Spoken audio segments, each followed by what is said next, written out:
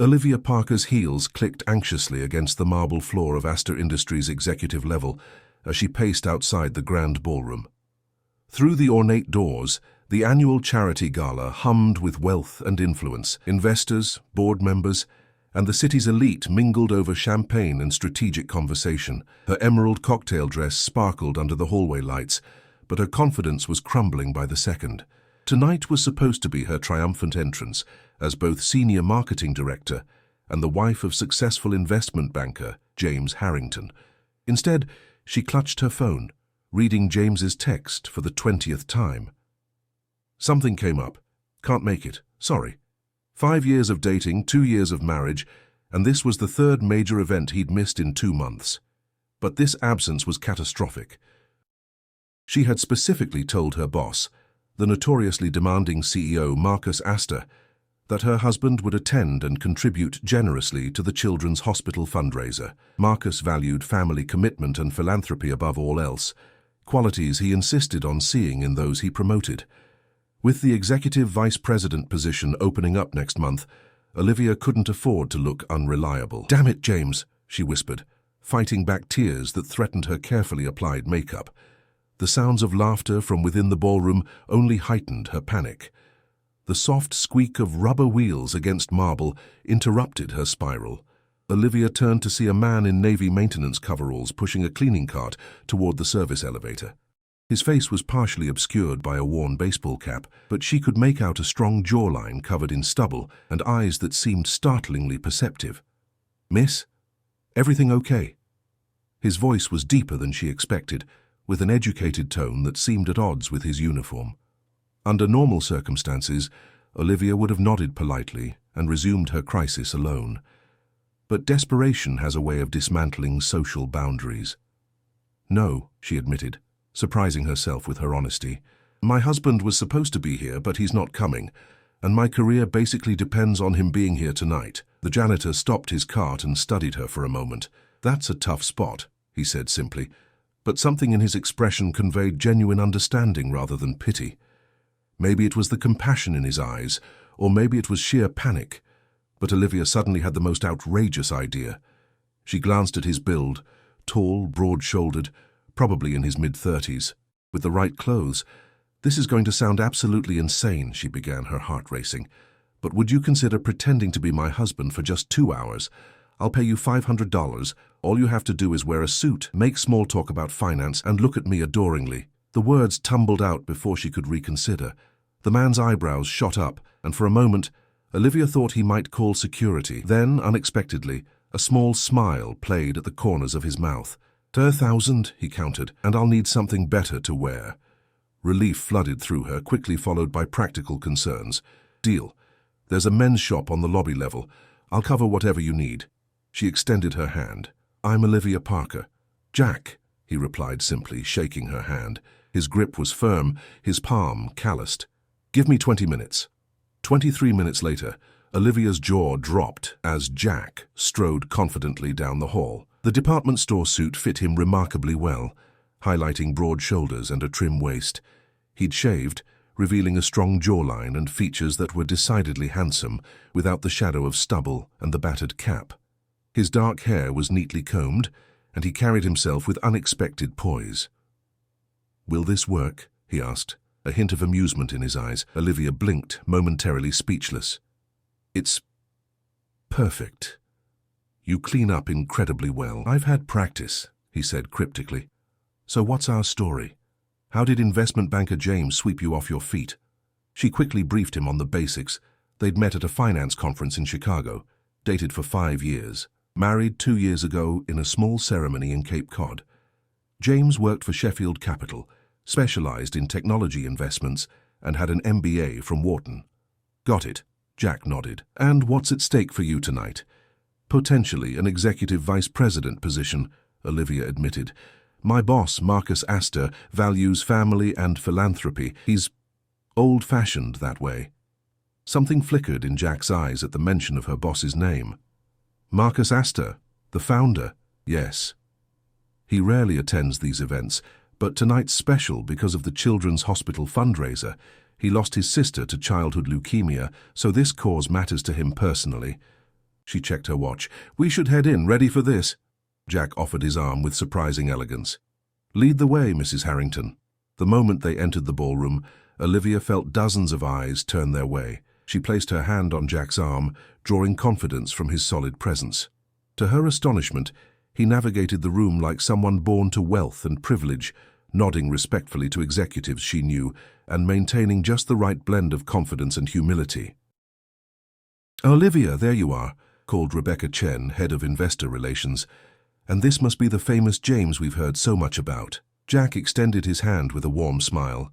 "A pleasure to finally meet you. Olivia speaks highly of your work." Rebecca beamed. "We were beginning to think you were a figment of her imagination. You've been quite the mystery man."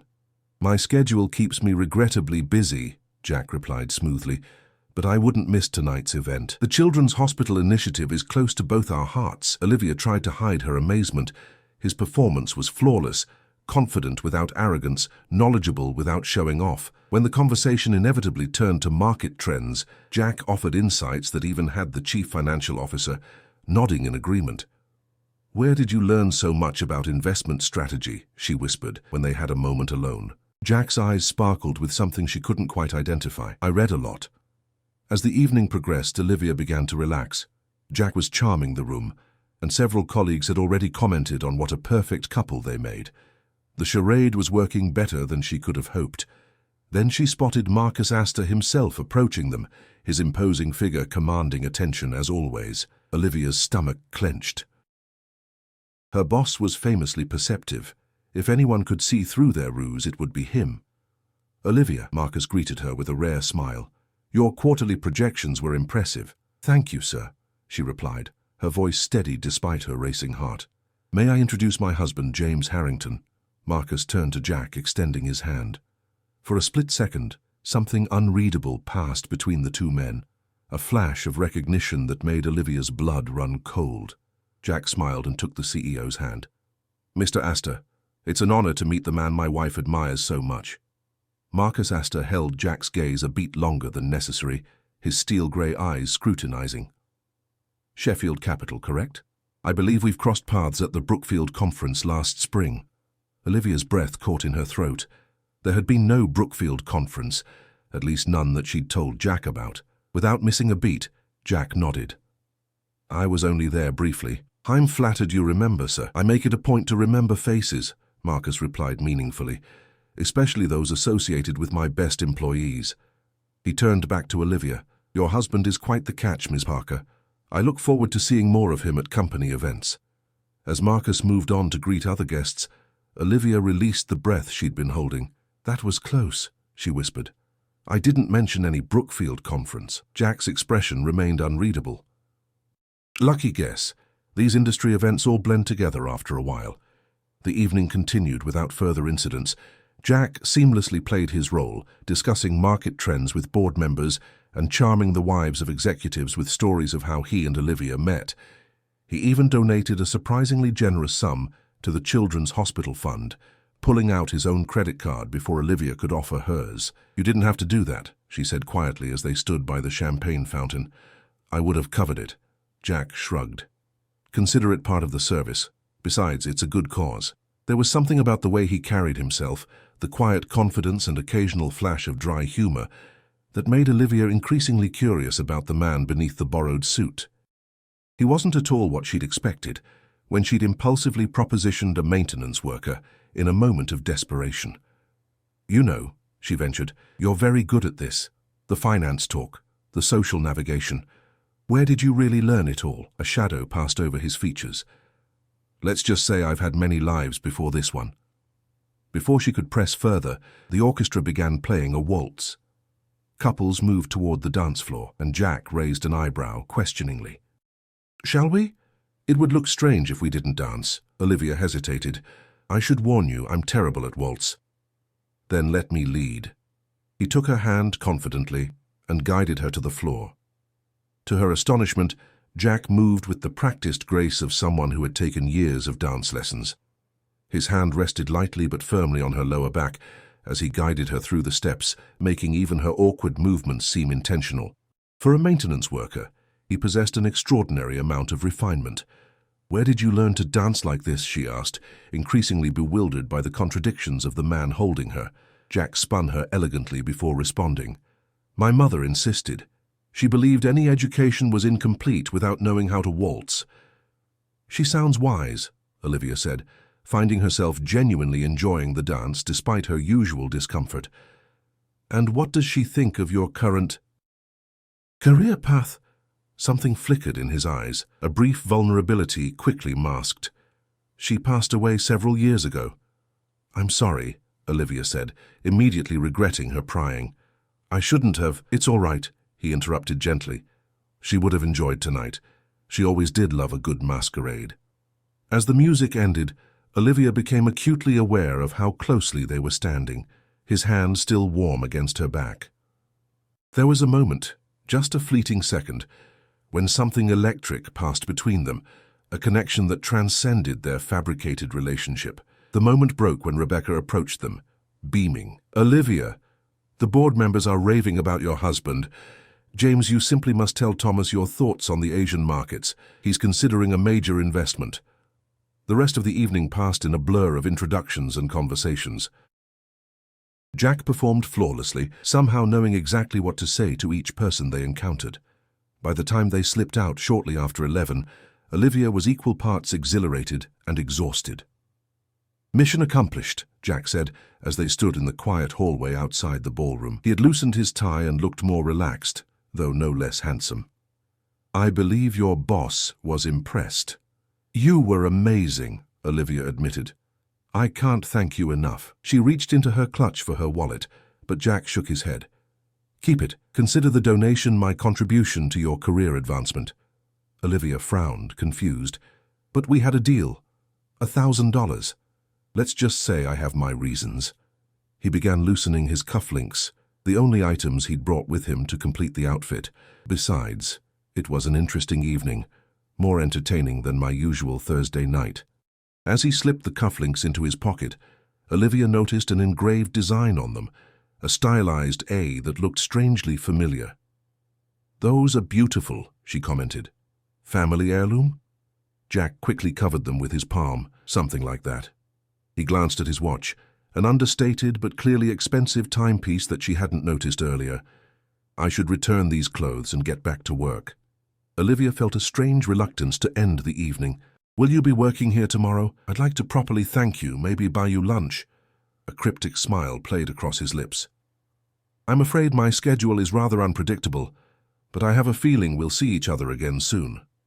With that, he gave her a formal nod that somehow felt like a bow, turned, and walked toward the elevators, leaving Olivia staring after him with a mixture of gratitude and inexplicable longing. What she didn't know was that while Jack would indeed return to the maintenance level tonight, he wouldn't be pushing a cleaning cart.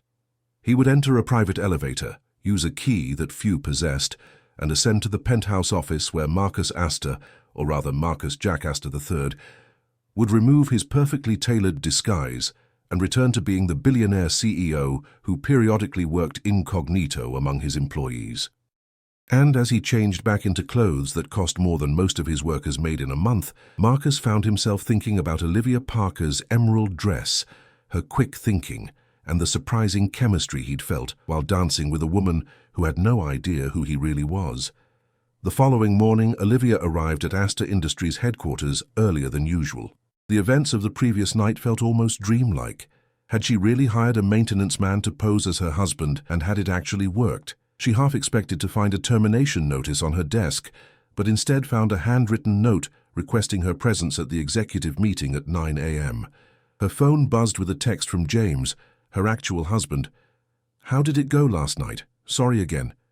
No explanation, no details about the something that had come up. Olivia stared at the message, a familiar disappointment settling in her chest.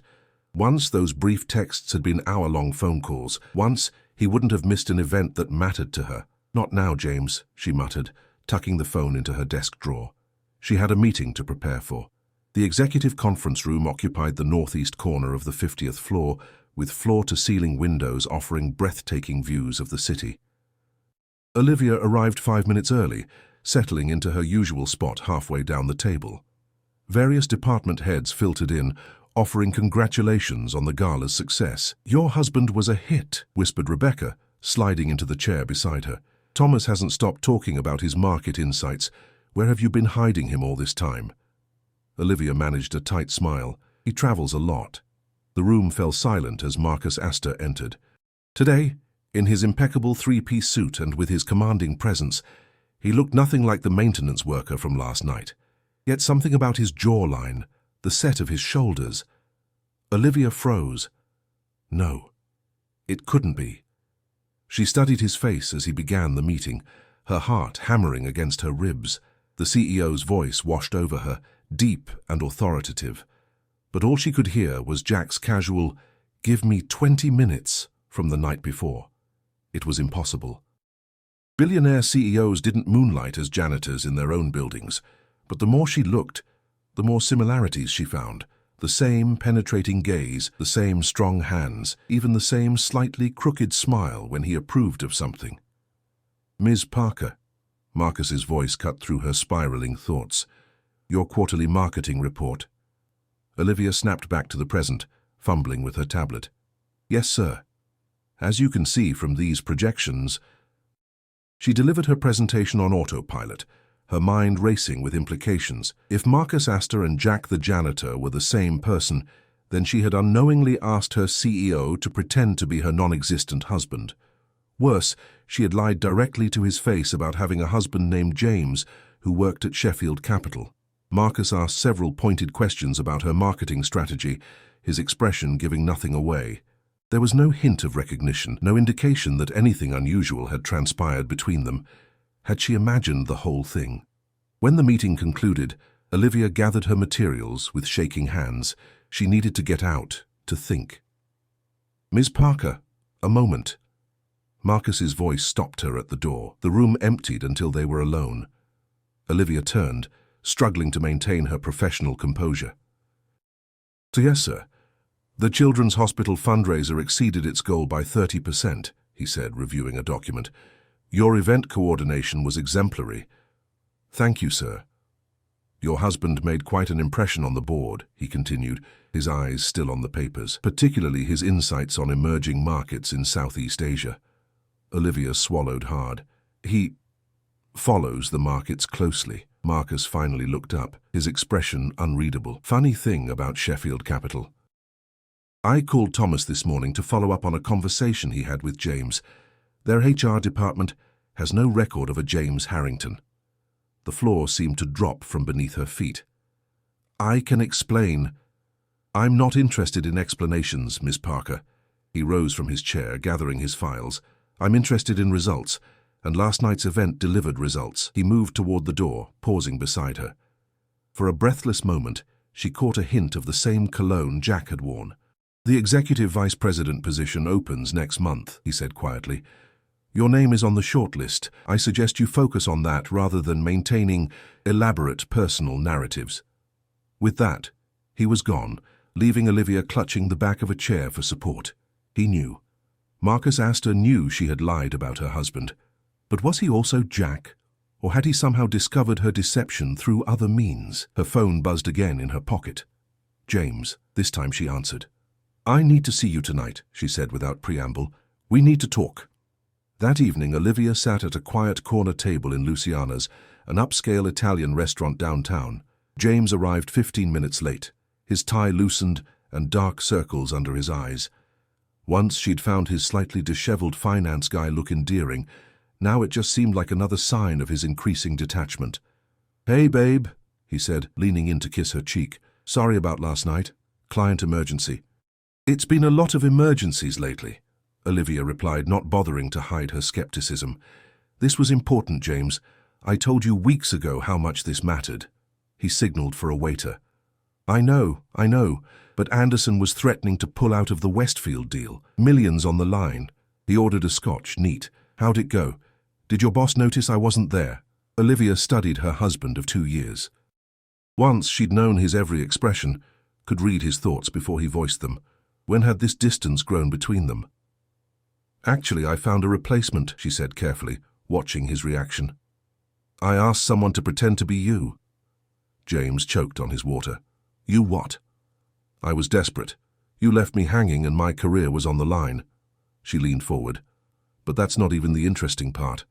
I think my stand-in husband might have actually been my boss. James stared at her as if she'd lost her mind. Marcus Aster, the billionaire, pretended to be me. Liv, that's insane. I know how it sounds, but he was disguised as a maintenance worker, and then today in the office. She trailed off, realizing how delusional she sounded. James rubbed his temples. Olivia, you're under a lot of pressure with this promotion thing. Billionaires don't disguise themselves as janitors. That's comic book stuff. Maybe he was right. Maybe the stress of the past months, the increasing demands at work, the growing distance in her marriage, had affected her more than she realized. You're right, she conceded. It doesn't make sense. The waiter brought James's scotch and took their dinner orders. When he departed, James reached across the table to take her hand. Look, I'm sorry about last night. I'll make it up to you. The words were familiar, a promise repeated so often it had lost meaning. Olivia pulled her hand away. It's not just about last night, James. When was the last time we really talked or spent a weekend together without you disappearing to handle some emergency? James shifted uncomfortably. It's a tough period. The market's volatile, clients are nervous. It'll settle down. That's what you said 6 months ago. Olivia took a deep breath. James, I need to ask you something, and I need an honest answer. Is there someone else? The flash of guilt in his eyes told her everything before he could formulate a denial. Who is she? Olivia asked, her voice surprisingly calm. James stared into his scotch. It's not serious, just a colleague. It happened during the Denver conference. 3 months ago, Olivia said flatly. And you've been seeing her since? Occasionally. He had the decency to look ashamed. I was going to tell you. When, after I made executive VP, after we bought that house in Westchester you keep talking about? She stood, grabbing her purse. I think we both know this isn't working anymore. Olivia, wait, but she was already walking away, her mind surprisingly clear.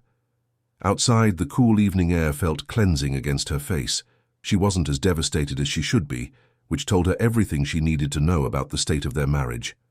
Her phone pinged with an email notification from work. The subject line made her stop in the middle of the sidewalk. Special Project, Southeast Asia Market Expansion. The email was from Marcus Aster himself, requesting her to lead a new initiative exploring market opportunities in Singapore, Thailand and Vietnam, the very regions Jack had discussed with board members at the gala. It was a prestigious assignment, exactly the kind of high-visibility project that preceded major promotions. The timing was too perfect to be coincidental. As Olivia flagged down a taxi, her thoughts returned to the mysterious janitor with the billionaire's cufflinks. Whether he was Marcus Aster or not, he had changed the trajectory of her career in a single evening, and possibly her life. What she didn't know was that across town in the penthouse suite of Aster Tower, Marcus Jack Aster III was reviewing her personnel file while nursing a glass of 20-year-old scotch. On his desk lay a detailed background report on Olivia Parker and James Harrington. The report confirmed what his private investigator had discovered weeks ago. James Harrington had been having an affair with a colleague for the past 3 months. It was information Marcus had intended to keep to himself. After all, employees' personal lives were their own business until they affected company performance. But after last night's unexpected encounter, the information had taken on new significance. Marcus had recognized something in Olivia that reminded him of himself 15 years ago. Brilliant, hard-working, and shackled to someone who didn't deserve her loyalty. He closed the file, moved to the window, and gazed out at the city lights. The Southeast Asia project was legitimate. The region represented a significant growth opportunity.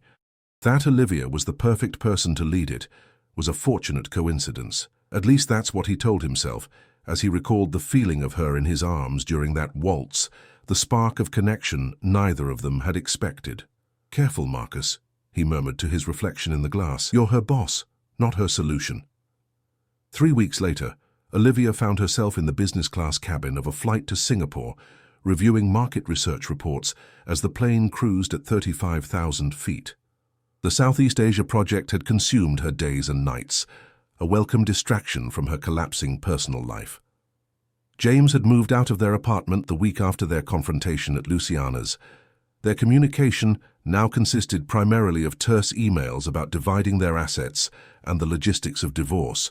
5 years together, dismantled in days. The strange thing was how little she mourned. The relationship had been dying for months. They had simply been going through the motions. "More tea, Miss Parker."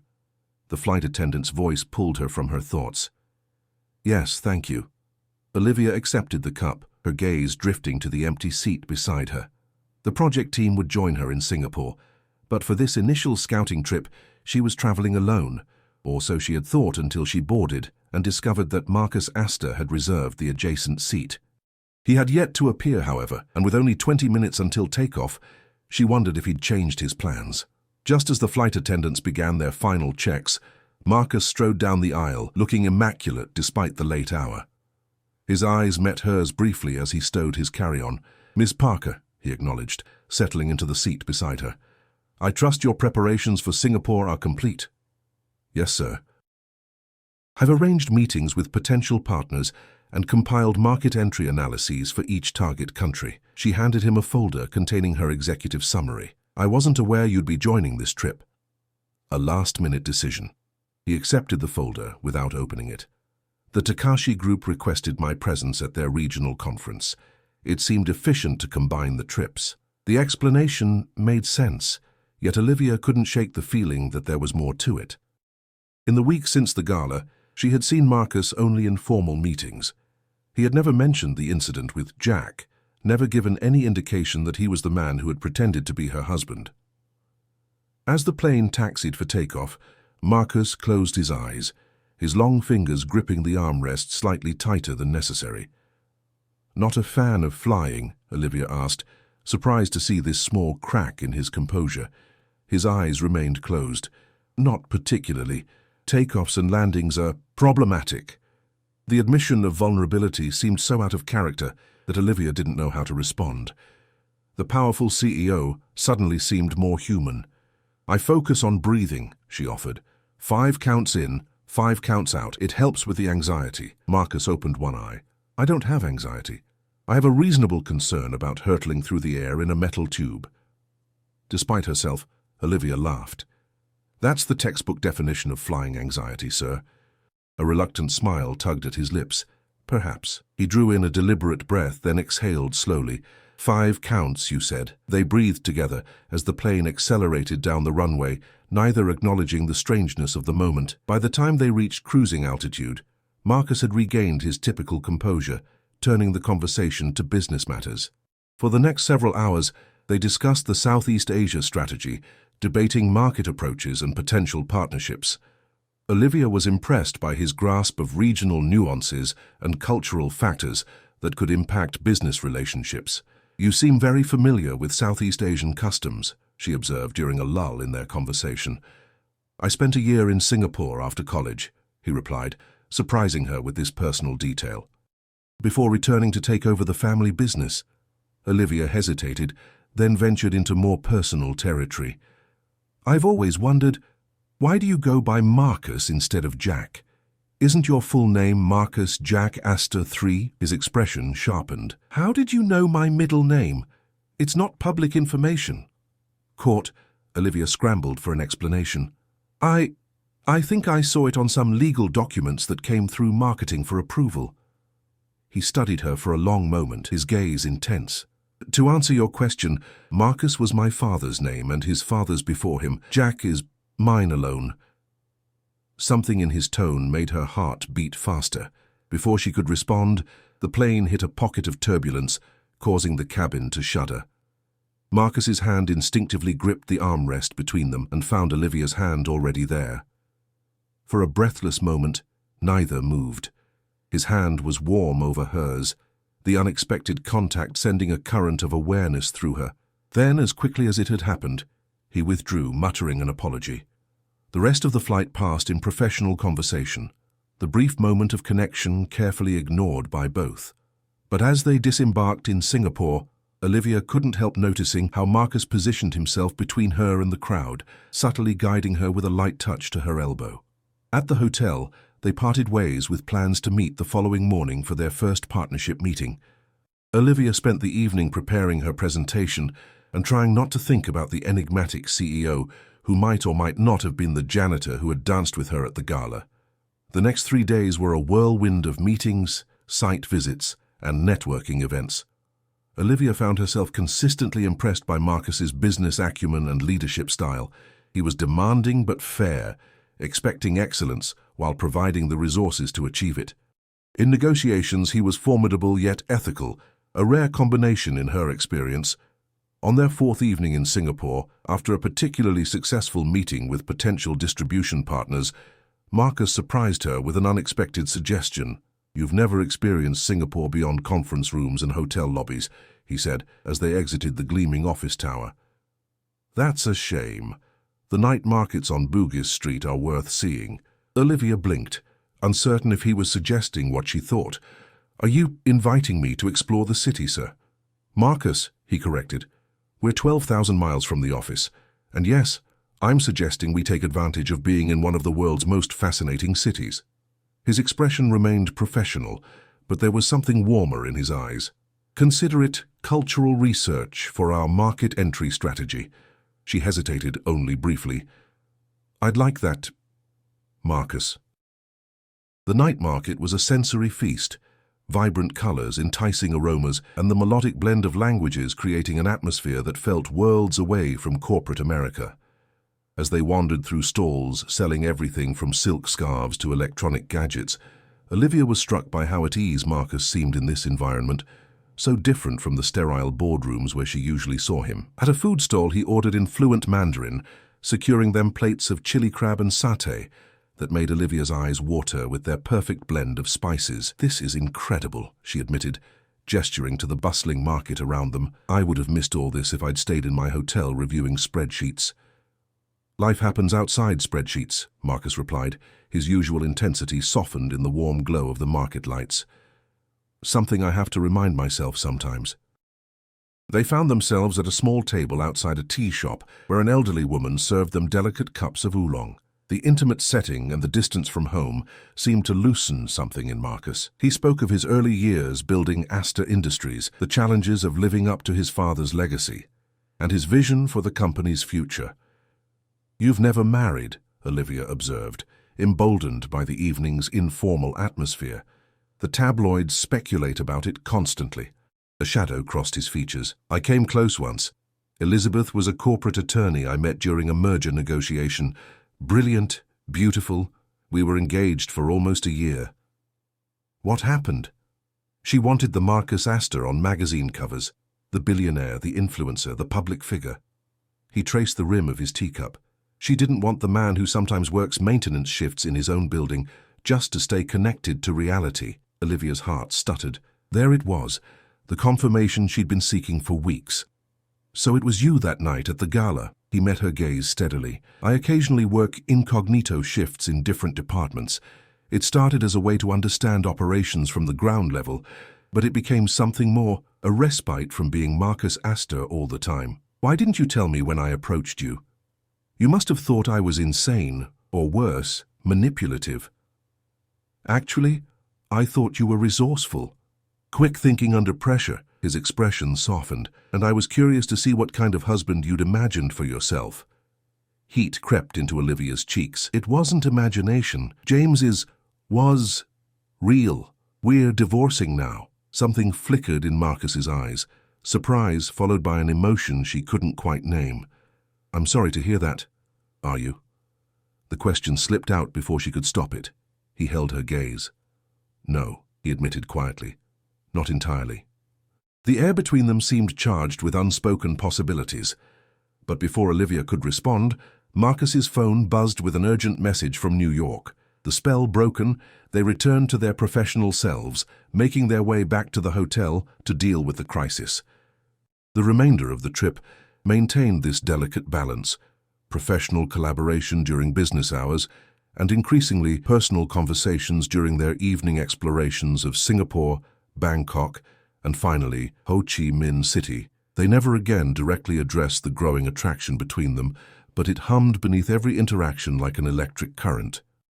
On their final night abroad, after a successful week of partnership agreements and market research, Marcus invited Olivia to dinner at a renowned rooftop restaurant overlooking Ho Chi Minh City's skyline. She wore a simple black dress that she'd purchased during a rare free afternoon, while he appeared in a linen suit that somehow looked both casual and elegant in the tropical setting. Their conversation flowed easily after a week in each other's company, touching on business successes, future plans for the Southeast Asia initiative, and personal topics that would have seemed unimaginable weeks ago. As they finished their meal, Marcus regarded her thoughtfully. "You've exceeded every expectation on this project, Olivia. The executive vice president position will be officially announced next week, but I wanted you to hear it from me first. The position is yours if you want it." Olivia's heart soared at the validation of her hard work, but uncertainty quickly followed. Is this because of what's developing between us? Because if it is, it's because you're the most qualified person for the job, he interrupted firmly. Whatever is happening between us, and I won't deny something is, it has nothing to do with this promotion. Relief washed over her. Then yes, I want the position. Thank you for your confidence in me. There is one complication, Marcus continued, his expression growing more serious. Company policy prohibits romantic relationships between executives and their direct reports. The implication hung in the air between them. If she accepted the EVP role, any potential for a personal relationship with Marcus would be impossible. I see, Olivia said quietly, her earlier elation dampening. So, we have a choice to make. We do. Marcus reached across the table, his fingers lightly touching hers. But not tonight. Tonight, let's just enjoy this view and this moment. As the city lights twinkled below them, and the warm breeze carried the scents of jasmine and spice, Olivia realized she was standing at a crossroads. The career she'd worked tirelessly for was within reach, but so was something she hadn't expected, a connection with a man who had intrigued her since the night he'd pretended to be someone he wasn't, only to reveal himself as someone far more complex and compelling than she could have imagined. The Aster Industries headquarters buzzed with anticipation on the Monday morning after Olivia's return from Southeast Asia. Word of her successful negotiations had spread, and colleagues stopped by her office with congratulations and curious questions about the region. She answered mechanically, her mind elsewhere, specifically on the decision looming before her. The executive vice president position would be announced at the afternoon board meeting. It represented everything she'd worked toward for years: recognition, influence, financial security. Yet accepting it meant closing the door on whatever had begun with Marcus during their time abroad. Since returning to New York 2 days ago, she hadn't seen him. Their parting at JFK Airport had been professional, a handshake, a brief "good work, Ms. Parker," and then he was sliding into his waiting town car, leaving her to wonder if the connection she'd felt had been one-sided. At precisely 3 p.m., Olivia entered the boardroom, taking her usual seat halfway down the polished table. Marcus arrived last, commanding attention as always. He nodded to her, his expression giving nothing away. Before we begin today's agenda, Marcus addressed the assembled executives, I'd like to announce our new Executive Vice President of Global Marketing and Strategy. Olivia held her breath, suddenly uncertain. What if she'd misunderstood? What if the position wasn't actually hers? After careful consideration and a thorough review process, the board and I are pleased to appoint Olivia Parker to this role. Applause erupted around the table. Rebecca squeezed her arm in congratulation, and Thomas, the CFO, gave her a thumbs up from across the table. Olivia's recent work spearheading our Southeast Asia initiative demonstrates exactly the kind of innovative thinking and execution we need as we expand globally, Marcus continued, his gaze meeting hers briefly. The appointment is effective immediately, pending her acceptance. All eyes turned to her expectantly. This was her moment, the culmination of countless late nights and sacrificed weekends. Yet she hesitated. Thank you for this opportunity, she began, her voice steady despite her racing heart. I'm honored by your confidence in me. Marcus watched her intently, and in his eyes she saw the unspoken question. Had she made her choice? I'd like to request 24 hours to consider the details of the position, she said finally, to ensure I can meet all expectations. A murmur of surprise rippled through the room. No one declined or even delayed accepting such a prestigious promotion. "Of course," Marcus replied smoothly. "We'll reconvene tomorrow afternoon for your decision." The meeting proceeded to other business matters, but Olivia barely heard the discussions. She had just done the unthinkable, postponed the very opportunity she'd been working toward for years. Later, as the boardroom emptied, Marcus approached her. "My office, 10 minutes, he said quietly, before moving on to speak with the CFO, giving her no chance to respond. 9.5 minutes later, Olivia stood outside his corner office gathering her courage. His assistant waved her in without announcement. Marcus stood by the floor-to-ceiling windows, hands clasped behind his back as he gazed out at the Manhattan skyline. He turned as she entered, his expression thoughtful. "You surprised me today," he said without preamble. "I surprised myself," Olivia admitted, remaining near the door. "May I ask why? You've worked for this position for years." "You know why." She met his gaze steadily. "The company policy you mentioned in Ho Chi Minh City." Marcus nodded slowly. "Ah, so that's the hesitation. Isn't it yours as well?" She took a step forward. "You made it clear that we had a choice to make." "I did." He moved away from the window, closing some of the distance between them. "But I never expected you to hesitate. The Olivia Parker I've known for 3 years would never let personal considerations interfere with her career trajectory. Maybe you don't know me as well as you think." She lifted her chin. "Or maybe I've changed." A hint of a smile touched his lips. "Our time in Southeast Asia affected you too then. You know it did." Olivia took another step toward him. "But I need clarity, Marcus. What exactly are we talking about here? A fleeting attraction that we'll both regret exploring? Or something more?" For a moment, the polished CEO facade slipped, revealing the man she'd glimpsed in Singapore's night markets and Vietnamese rooftop gardens. "I don't do fleeting, Olivia, not with my business decisions and certainly not with matters of the heart." The admission hung in the air between them, weighted with possibility. "Then we have a problem," she said softly. "Because I won't ask you to change company policies for me. I've worked too hard to have my achievements attributed to favoritism, or worse. I would never ask you to compromise your integrity." He moved to his desk and picked up a folder. "Which is why I've spent the morning with legal developing an alternative." He handed her the document. Inside was a detailed proposal for restructuring the executive reporting lines. Under the new arrangement, the EVP of Global Marketing and Strategy would report directly to the board rather than to the CEO. "This removes the direct reporting relationship between us," Marcus explained. "It satisfies the letter and spirit of the company policy while allowing you to assume the role you've earned." Olivia studied the document, impressed by the thoroughness of the solution. "You did all this without knowing what I would decide. I wanted to ensure you had options." His voice softened. "I didn't want you to have to choose between your career and other possibilities." She looked up from the papers to find him watching her with an intensity that made her breath catch. "And what are those other possibilities exactly?" In answer, Marcus closed the remaining distance between them. His hand rose to gently touch her cheek, the contact sending electricity through her. "I think you know," he said quietly. "I felt it the night you asked a janitor to pretend to be your husband. I've felt it every day since." Olivia's heart hammered in her chest. "This is complicated. You're still my boss, restructuring or not. There will be talk." "There's always talk." His thumb traced the line of her jaw. "The question is what we might have worth weathering it?" Before she could respond, his intercom buzzed. "Mr. Aster, your 4:30 is here." Marcus didn't move away immediately. "Think about it. The board meets tomorrow at 3. Whatever you decide about the position, about us, I'll respect it." With reluctance, he stepped back, returning to the professional distance appropriate for the office. "Thank you for your time, Ms. Parker." She recognized the dismissal, professional and proper. "Thank you for the opportunity, Mr. Aster." That evening, Olivia sat on the balcony of her apartment, watching the sunset paint the city in hues of gold and pink.